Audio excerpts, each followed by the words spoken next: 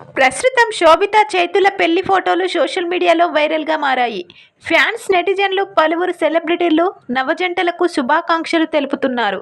కామెంట్ల రూపంలో అభినందనలు తెలుపుతున్నారు.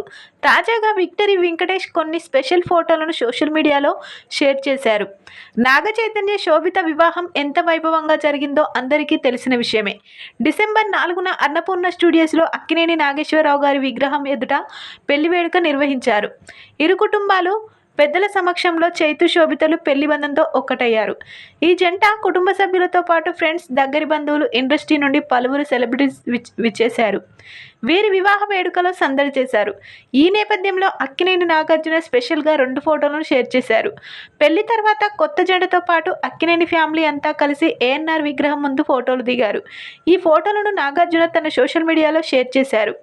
ఇక బ్యూటిఫుల్ మూమెంట్ విచ్చేసిన నా ఫ్రెండ్స్, ఫ్యామిలీ, ఫ్యాన్స్ అభినందనలు. మీ బ్లెస్సింగ్స్, మీరిచ్చే గౌరవం మరింత ఆనందాన్ని ఇచ్చింది.